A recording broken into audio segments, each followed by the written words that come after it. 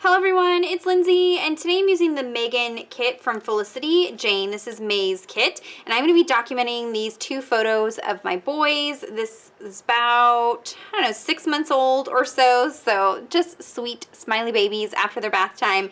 And so I have these two photos that I'm going to document.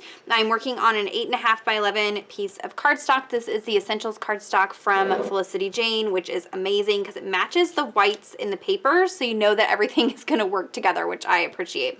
Off camera, I went ahead and cut a whole bunch of the 6x6 papers into just some like angular pieces. I'm going to use these to create kind of a ray pattern towards the top part of my layout. So I've already kind of cut those off screen just because I was unsure how to do it, and it still is not perfect, so I can't advise you to like tips for the best way to do this because my way was not the best. So I went ahead and cut those out.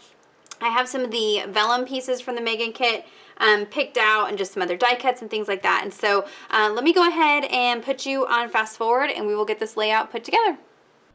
Okay, so I'm going to start with this ray pattern up at the top, and like I said, I just randomly cut these into angular shapes. I've had a really bad migraine the last couple days, and so I just could not wrap my brain around how to efficiently cut these papers. So I'm sure that there's a way better way without as much waste, but this got the job done. It is what it is. So I start by kind of laying out what I have. They're kind of a mishmash. Not everything is going to fit in every spot, so I kind of have to like work with them to make them fit. I don't know. If you guys have tips for cutting these, please let me know in the comments below. Either there is somebody out there in the blog world that has done this and did it perfectly that you can link me to or something, because I love this technique and I love the effect and I love how it looks with all these different pattern papers. And so I do want to do something like this in the future, maybe even in my Bible journaling or something like that. And so please help your girl out. All you scrapbooking pros.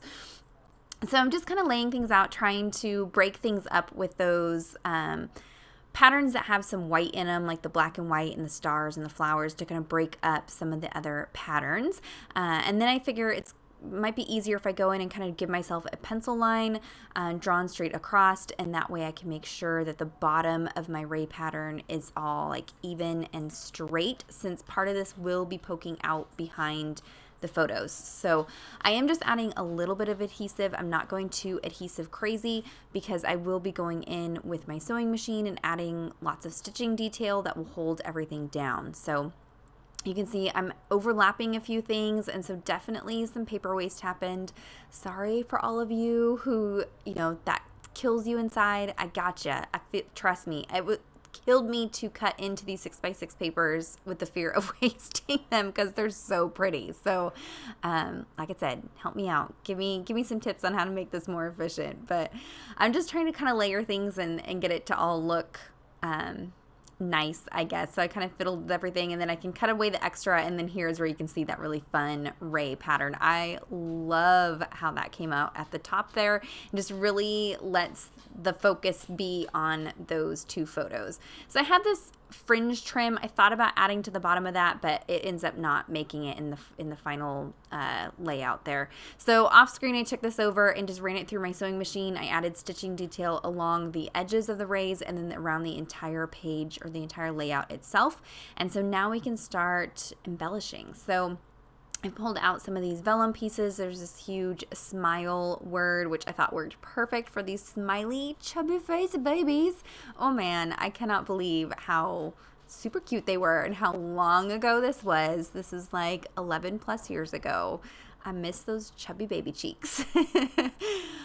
They have these really cute vellum butterflies in the vellum pieces. And so I kind of played with these and messed around. I wasn't sure if it was just too much to have these on top of those rays, but I did want to add a little bit of embellishment to this page and some little finishing touches. So I kind of look at the stamp set. I really want to incorporate that lovely little moment stamp, but I just couldn't quite get it to fit on the layout, so it doesn't make it in the end either.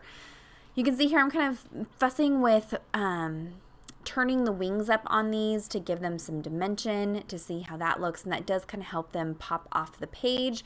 And so that is how those are going to actually end up being at the end of the layout there. So I did want something kind of in the bottom corner here, so I'm kind of playing with what's going to end up down here. I do stack 2 of those labels from the die cut pieces, and here is one of the problems I'm running into with going back in time and doing some of these photos is that my roller date stamps don't go back to 2008. So I pulled out these Holly. Are they Holly or they're Essentials? This looks like it says Essentials Mini Puffy Alphas, but they came in the Holly kit at Christmas time, but they are still available on the Felicity Jane website. These are so perfect for adding the little date to pages because they're nice and small. I love the kind of like, I don't know, label look that they have. So that is how I created the date there, and then I added that Good Times die cut just as another embellishment. I did go ahead and add some foam adhesive behind the photos. I had thought about layering some pattern papers behind the photos, but I just thought it would be a little too busy with the papers that are already down there. So by adding the foam adhesive, it just helps give those layers some lift and separate them from the background a little bit more since I am not adding anything behind them. Also off camera, what you'll see is that I have these 2 little typed name bits that have their names on there. I initially typed on the photo and then looked and realized that I typed the wrong baby's name on the wrong photo.